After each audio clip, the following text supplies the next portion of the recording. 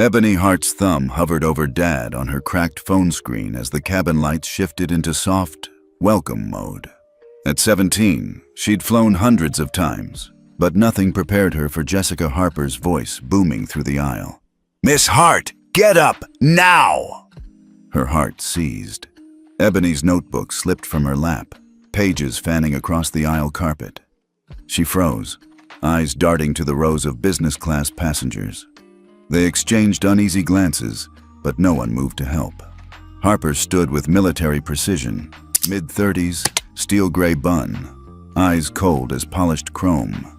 Beside her, Michael Daniels folded his arms, offering Ebony a silent ultimatum.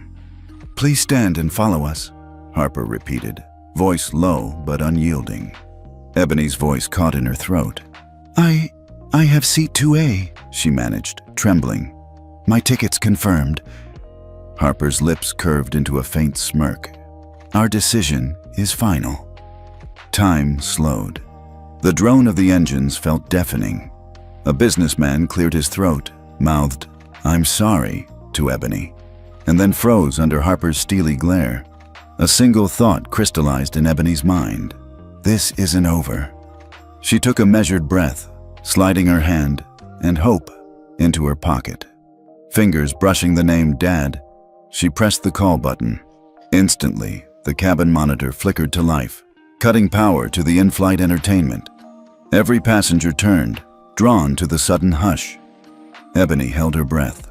The screen split in two. On the left, an image of her own trembling hand. On the right, the words "Project Eclipse activated" pulsed in bold white letters.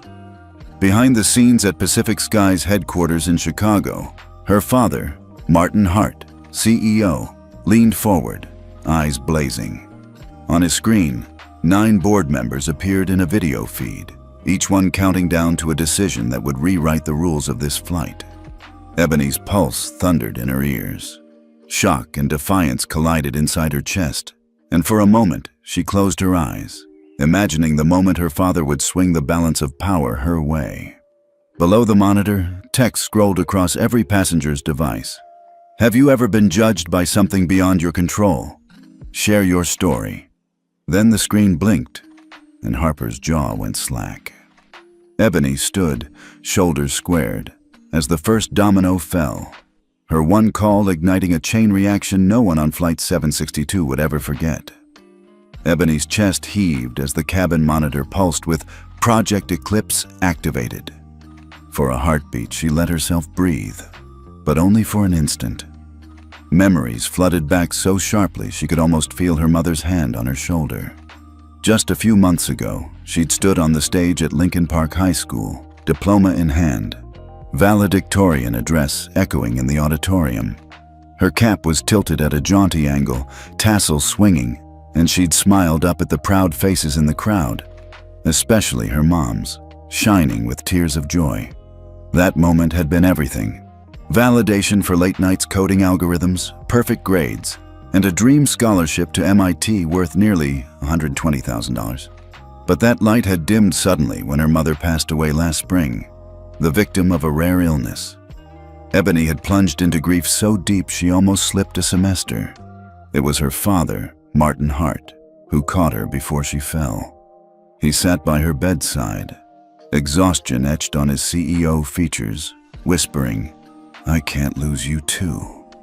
Those words had steeled her resolve to honor her mom's legacy, work harder, dream bigger. Now, 38,000 feet above Chicago, that resolve burned brighter than ever. She reached out, fingertips brushing the window's vaulted curve, reminding herself why she mattered. This wasn't just about a seat or a flight. It was about every late-night coding session, every scholarship essay, every promise she'd ever made. She glanced back at Jessica Harper, standing rigidly in the aisle, eyes narrowed. Ebony lifted her chin. "Sir," she began quietly, voice steadier than she felt. "My name is Ebony Hart. I've earned that seat. My scholarship to MIT is real. My mother believed in me. My father believed in me. I deserve to be here." But Harper's gaze slid past her, as if she weren't even there. "I'm sorry," a passenger murmured from 2 rows back. I didn't know what to do. Ebony caught his eye and offered a small, grateful nod. In that instant, she understood something. Courage wasn't always loud. Sometimes it was a quiet plea for fairness. Her heart swelled with gratitude and quiet pride. She wasn't alone. Even in that tense cabin, kindness flickered. Her mother's voice whispered in her ear, "Stand tall, Ebony, never back down." And she wouldn't. As the hum of engines blended with her steady heartbeat, Ebony knew this fight was far from over, and that every piece of her past had led to this moment of unshakable conviction. Whispers rippled down the aisle like a sudden storm. Business travelers leaned forward in their seats, straining for a glimpse of what was unfolding. A woman in a tailored blazer mouthed, "Is this really happening?"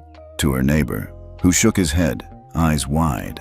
The quiet hum of the engines and the soft ping of seatbelt signs felt distant, overshadowed by the electricity in the cabin. Ebony's suitcase clattered to the floor with a harsh thud, notebooks and a half-finished drawing spilling out. She bent to gather them, heart pounding. Every eye in the cabin was on her, some filled with sympathy, others with discomfort, and a few with indifference. Jessica Harper stalked past, each step measured and deliberate, as if on a stage. Harper's heels clicked against the carpet as she intercepted Ebony's outstretched hand, plucked the drawing from her fingers, and tossed it aside. "Excuse me," Ebony managed, her voice low but steady. "Please return my belongings." Her pulse hammered in her ears. Gratitude for those who cared was drowned out by a deeper swell of anger. How dare they treat her like a criminal, like she didn't belong? A timid cough drew her gaze to a middle-aged man 3 rows back. He rose halfway, about to stand, but Harper's sharp glare froze him in place. The man sank back down, swallowing hard. I can help," he said, voice trembling. Harper's eyes flashed with thinly veiled contempt as she waved him off. "No need," she said curtly. Then to Ebony, "Collect your things later." Her tone brooked no argument. Alone under that harsh spotlight, Ebony felt isolation coil around her like ice. Every instinct screamed to bolt, to collapse, to break, and yet she stayed upright. The injustice of it fueled her resolve. She would not be cowed. Passengers shifted uneasily. A mother clutched her child's armrest. A suited executive lifted his smartphone, poised to capture evidence, but hesitated, glancing at Harper's stern profile. Fear and politeness warred in their faces. Ebony straightened her spine. Her chest tightened with a blend of fury and disbelief. This wasn't merely about a seat. It was about dignity.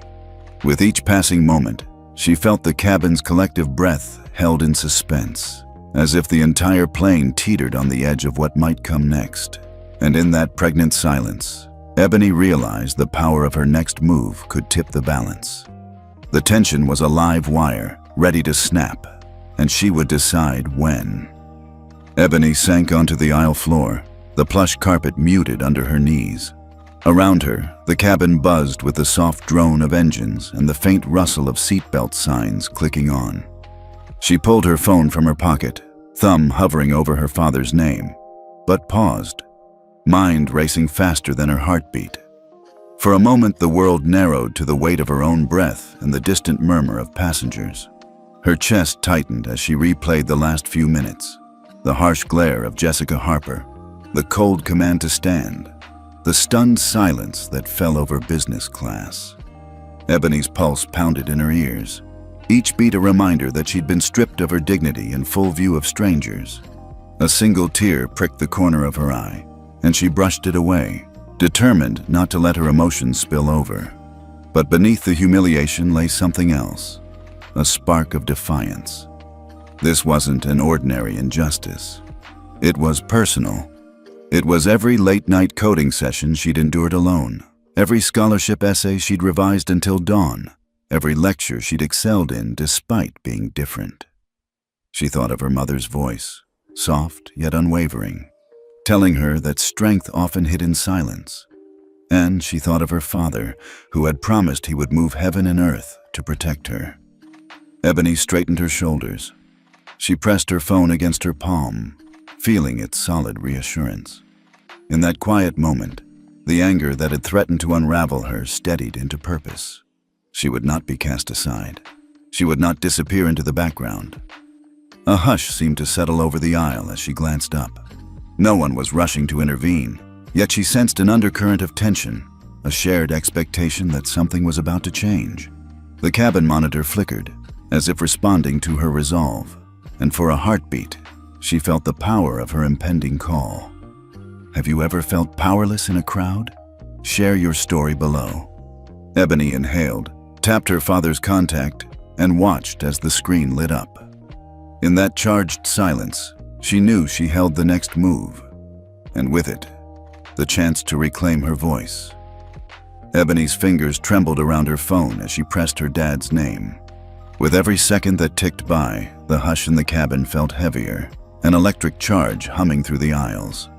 At 38,000 feet, she gathered courage and tapped call. In Chicago, Martin Hart's office at Pacific Sky's headquarters fell silent when his screen flashed, "Incoming, E. Hart." He straightened the cufflinks on his suit jacket, glanced at the city skyline beyond floor-to-ceiling windows, then answered with a calm, "Ebony?"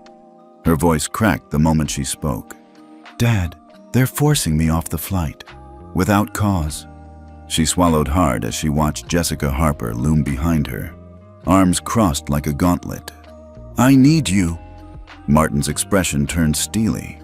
He tapped a red button hidden beneath his desk. Protocol Eclipse. Instantly, his phone muted the line and switched to secure conference mode. Back on Flight 762, cabin monitors flickered. The lull of background music stuttered, then cut out. A bold countdown appeared. T50 Con. 9 video panels sprang to life, each revealing a Pacific Sky's board member's face. The glow of their screens illuminated Harper's stiff posture. "Members of the board," Martin's voice resonated through every speaker. "We have an emergency vote. Suspend Ms. Harper for conduct unbecoming an officer of this airline." Each director clicked yea or nay in real time, the cabin display pulsing with each decision. Ebony pressed her forehead against the cool seatback as her heart hammered. 5 votes in favor. The monitor split screen. On the left, the words "Motion passed." On the right, a live feed of Harper's abrupt change in expression. Jaw slack, eyes wide. The counter hit 0. Suddenly, every passenger's in-flight screen lit up with a message from Martin himself. "An apology on behalf of Pacific Skies. We stand for dignity and respect, always." Harper's remote mic cut out. Airline security personnel materialized at the front of the cabin, crisp uniforms and badges gleaming. Without a word, they escorted her down the aisle and off the plane at the next waypoint. Ebony watched, breath catching as the last piece fell into place. Shock gave way to relief, and relief bloomed into quiet triumph. Her single call had unleashed a hidden network of power, proving that even the smallest voice, at the right moment, could tip the scales. The cabin lights dimmed once more as the display shifted to a stark, digital countdown. T50. Ebony pressed her palm to her chest, feeling the rushed thump behind her ribs. Around her, passengers leaned forward, drawn into the silent drama unfolding above the clouds. On the left side of the split screen, the countdown clock ticked off seconds. On the right, 9 faces appeared in a tiled video conference. Pacific Sky's board members in crisp offices from Boston to Los Angeles, all illuminated by their own screens. Men and women in tailored suits exchanged brief nods, hands poised over keyboards. Martin Hart filled the largest window. He stood, back straight, voice calm yet commanding. "Board members, we have a motion to suspend Ms. Harper from duty for unbecoming conduct. Please register your vote now." Silence settled, punctuated only by the hum of electronics. Each director clicked yea or nay, and their votes glowed on the cabin monitors like tiny beacons of justice. Ebony counted under her breath. Yea. Dr. Sonia Patel, Boston, yea. Jorge Ramirez, Miami. Nay, Selena Cho, Seattle. Yea, Ahmed El Sayed, Dallas. Yea, Linda Montgomery, Atlanta. 4 more to go. Ebony swallowed, her throat dry. A bead of sweat traced her jawline as the displayed names flickered. Yea, Michael Chen, San Francisco. Yea, Patricia Reed, Denver. Now just 2 remained. The cabin's hush deepened. Even the soft click of seatbelt buckles sounded like thunder. Yea, Robert Ngoma, New York. 1 vote left. Ebony closed her eyes, imagining each tick of the clock as a heartbeat. Her father's voice in her ear. Justice is ours to wield. Then the final vote appeared. Yea, Carla Martinez, Chicago motion passed, blazed across every screen. The countdown froze at T002, replaced by bold text. Docket approved. Ms. Harper suspended. For an instant, the cabin was silent. An expectant breath held collectively. Then, a ripple of realization spread. Justice had been formally delivered. Ebony exhaled with relief so profound it felt like returning to Earth itself. Around her, passengers exchanged looks of awe and relief. Some released held breaths. Others allowed tentative smiles. The tension that had coiled tight moments ago began to unwind. As the final glow of the vote faded, Ebony met her father's eyes on the screen. No words were needed. In that suspended moment, 5 minutes that had reshaped the flight, she knew the balance of power had irrevocably shifted in her favor. The moment the screen blinked, motion passed. Cabin monitors surged to life with new images. On the left, a grainy body cam video played in a loop. Jessica Harper's clipped commands, her cold disregard as she shoved Ebony toward the aisle. Every flicker of contempt crystal clear. On the right, a live feed of Martin Hart's face filled half the screen, calm, determined, and resolute. Passengers watched in stunned silence, eyes glued to the glaring evidence. For a heartbeat, no one moved. Then the cabin lights dimmed further, cueing a soft hum that built into a swelling crescendo. From overhead vents, tiny biodegradable confetti drifted down, white pieces stamped in pale gold with the word equality. At first, a few flakes settled on Ebony's shoulders, then more fluttered around her like snow in a winter dawn. The confetti swirled in the bright cabin lamps, giving the scene a surreal, almost ceremonial glow. Harper's jaw went slack, shoulders slumping as she watched herself exposed in high definition. She reached a trembling hand up as if to wipe away the footage, but the cameras had already captured every angle. Security personnel moved in with precise professionalism. No harsh words, just the steady click of cuffs as they escorted her down the aisle. Passengers gasped softly, some leaning forward to catch one of the falling confetti pieces, others exchanging glances of astonishment.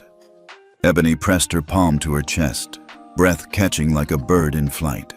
Relief washed over her, mingled with pride and a deep, trembling gratitude. She looked around at the sea of faces, executives in sharp suits, families bundled in coats, solitary travelers on their own journeys, now united by a single, unforgettable moment of justice. A mother nudged her child and whispered, "This is what right looks like," and the little girl nodded solemnly, her eyes shining. The monitor switched to Martin's pre-recorded apology. "On behalf of Pacific Skies, I offer my deepest regret and commitment to treat every passenger with dignity and respect." Soft applause rippled through the cabin, hesitant at first, then swelling into a genuine ovation. Ebony allowed herself a small, triumphant smile. The confetti continued to drift down until the last piece settled, carpeting the aisle in a mosaic of hope. In that transformed cabin, where power had shifted with a single decisive moment, Ebony felt the weight of every late-night study session, every sacrifice made on her behalf, finally vindicated. Today, at 38,000 feet, A girl's single phone call had rewritten the rules of respect and equality for everyone on board. By the time the seatbelt sign finally clicked off, the cabin had transformed into the epicenter of an unexpected social wave. Passengers pulled out phones, not to capture the drama unfolding before them, but to share it with the world. Within minutes, the hashtag Equity Telltales began trending, first among flight attendants turned advocates, then law professors, and soon even celebrity activists weighed in. Ebony watched as notifications pinged non-stop. A business traveler in 3C posted a short clip of the confetti moment with the caption, "This is how you do justice." It went viral within seconds. A Chicago radio host retweeted her mother's proud message, "That's my girl," standing tall when it counted most. Across platforms, people wrote how they'd experienced discrimination in airports, schools, even hospitals, and how watching Ebony's courage gave them hope to speak up. A crew member from another airline slid into Ebony's aisle to whisper, "You changed everything." She smiled, heart swelling, realizing that this wasn't just her father's power at work. It was her voice multiplied 1,000-fold. Strangers bumped elbows in solidarity, a ripple of understanding spreading through first class and coach alike. Back on the ground, chatter extended beyond social media. Flight attendants at Pacific Skies passed around a printed memo outlining the new passenger dignity protocol, promising mandatory bias training and a zero-tolerance policy for arbitrary removals. Even rival airlines announced internal reviews of their own procedures under pressure from outraged customers and legislators alike. Ebony leaned back in her seat, breathing in the collective energy. Her finger hovered over the keyboard as she drafted a quick post. "Thank you for your stories and support. Let's keep lifting each other up. How would you handle it if this happened to your family?" Almost instantly, replies poured in. A grandmother who'd been told she didn't belong in a wheelchair seat. A student who'd been mocked for his accent. A war veteran who'd faced impossible lines. Each story stitched together a tapestry of shared struggle and shared resolve. By the time Pacific Skies touched down in Chicago, Equity Telltales had become more than a trend. It was a clarion call. Ebony stood in the jet bridge glow, suitcase in hand, feeling the weight of every comment and repost settle around her shoulders like a mantle of purpose. She wasn't just a passenger anymore. She was part of a movement. And this was only the beginning. By the time the jet bridge doors opened in Chicago, Ebony already felt the weight of what had happened shift into something larger than herself. As she stepped onto the tarmac, her phone buzzed with another notification, this time from Pacific Skies' official account. A live-streamed town hall meeting was starting in just minutes, and everyone was invited. Back at headquarters, Martin Hart stood at a podium in the main conference room, flanked by his executive team. Behind him, a banner read, "Pacific Skies, Commitment to Dignity." Ebony joined via video feed on a large screen, her face framed by the sparkle of confetti still caught in her hair from the flight. Martin cleared his throat. "Today, we acknowledge a failure in our service, and we vow to make it right." He gestured to a slide titled Passenger Restoration Plan. Under it, 3 bullet points appeared. Full compensation for any passenger removed without just cause. Mandatory bias training for all crew and ground staff, every single one. Independent oversight committee to review complaints and publish quarterly reports. Ebony's heart swelled as he spoke. She saw faces around her, employees she'd never met, their expressions a mix of relief and resolve. Martin continued, "We'll begin by reaching out to each person affected, offering not only refunds but also personal apologies. No seat, no matter how premium, should ever be a platform for discrimination." A ripple of applause swept through the virtual room. A young flight attendant wiped tears from her eyes, and a customer service agent nodded firmly, already taking notes on how to implement the new guidelines. Then Martin leaned in, voice softer but no less determined. "I asked Ebony to trust in this company, and she did. We owe her, and every one of you, not just words, but lasting change. Ebony leaned forward toward her camera. "Thank you," she said, voice steady. "This means more than you know." Behind her, the conference room erupted into heartfelt applause. A banner slid into view on the live stream. Pacific Skies Equity Pledge, with a link for passengers to share feedback and stories of their own experiences. As the meeting concluded, Ebony exhaled, feeling the shift from crisis to constructive action. She thought of her mother's voice again. Change starts with one brave stand. Today, she and her father had turned a moment of injustice into a promise of progress. And for the first time, Ebony saw Pacific Skies not just as a carrier of passengers, but as a vessel for genuine, lasting dignity.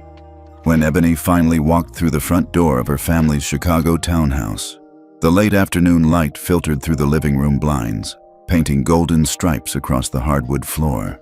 She eased off her carry-on bag, letting its weight tumble to the floor with a soft thud. The rush of cameras and confetti and late-breaking policies felt miles away now. Martin Hart emerged from his home office, sleeves rolled up, tie loosened. He offered a small, tired smile. "Welcome home," he said, relief warming his voice.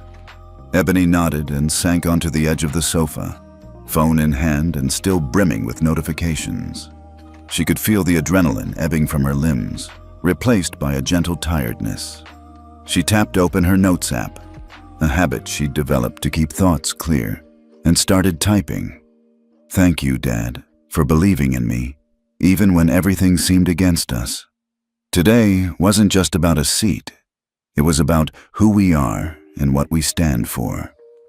I promise to keep using my voice for those who can't. Love, Eb." Her fingertip hovered over send, but she paused, feeling the weight of her own words. This note wasn't just to her father. It was a promise to herself. She closed the app and slipped the phone into her pocket. In the hush of the room, she thought back to her mother's bright laugh and her patient encouragement when schoolwork felt impossible. She remembered the nights spent hunched over a laptop, lines of code reflecting in her eyes, and the promise she made to honor her mother's legacy by making the world a fairer place. Martin settled beside her, one hand brushing hers. "I'm proud of you," he whispered. "You used your voice, and you made a difference." Ebony leaned into the moment, letting the warmth fill her. "It wasn't just me," she replied softly. "It was all of us. Every passenger, every friend who shared their story, everyone who said, 'That's not right.'" He nodded. "This is just the beginning," she smiled, thinking of the town hall chat, the flurry of messages, and the new equity pledge taking shape. With peaceful determination, Ebony stood and walked to the window. The city spread out before her, an expanse of possibility and challenge. Taking a deep breath, she whispered to the skyline, "Here's to the next step." In that quiet moment, away from screens and speeches, Ebony Hart recognized that true change started within, and she was ready to lead the way. A week later, Ebony found herself in a small recording studio tucked into Pacific Skies' downtown Chicago office. Soft foam panels lined the walls, and a single microphone stood between her and a glowing on-air sign. She'd been invited to co-host a special episode of the popular podcast, Tales of Quiet Justice, and as she pulled on a pair of headphones, her heart thrummed with anticipation.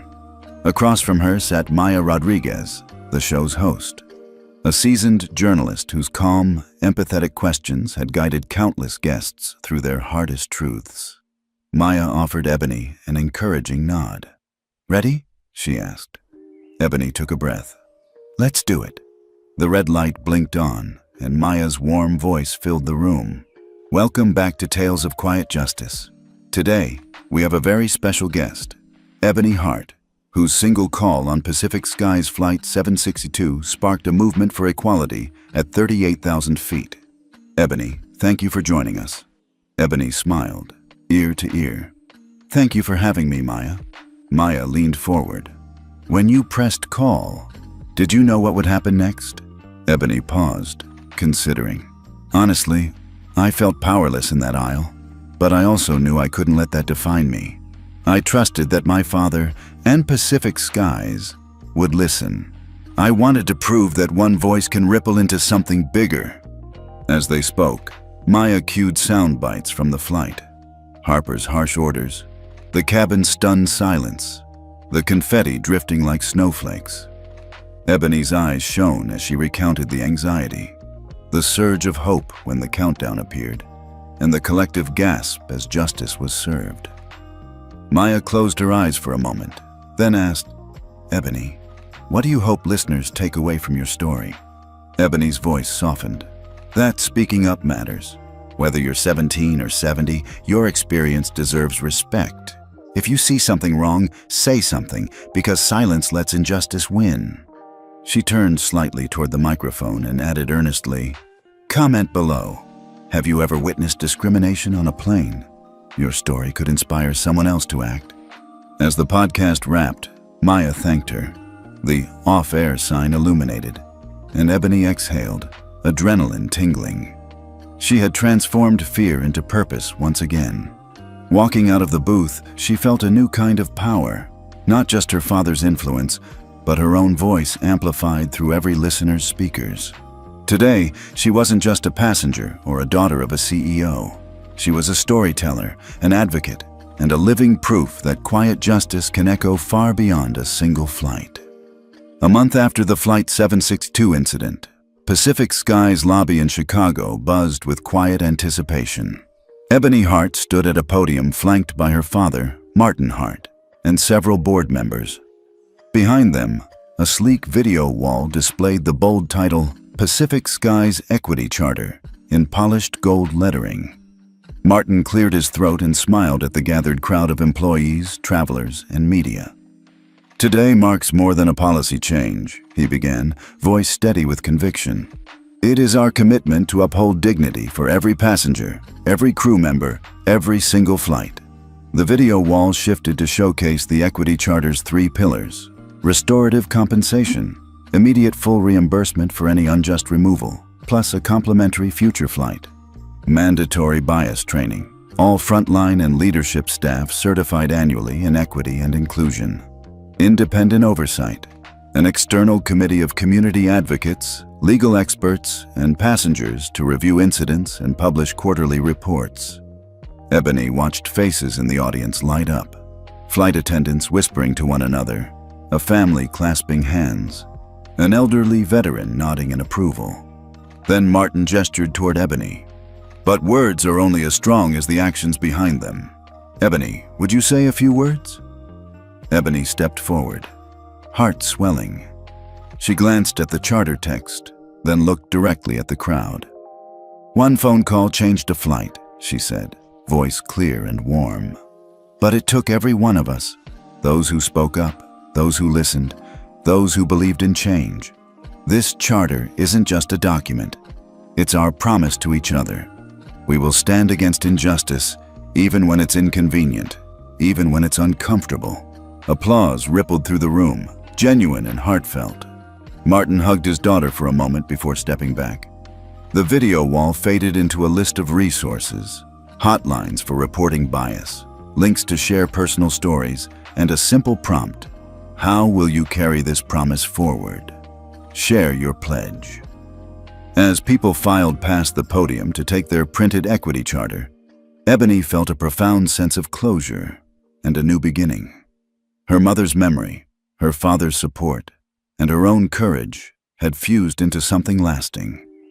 Later, as the sun dipped below Chicago's skyline, Ebony looked out at the city lights. She whispered to herself, "This is just the start." And in that promise to the world and to herself, she knew the skies and the future truly belonged to everyone.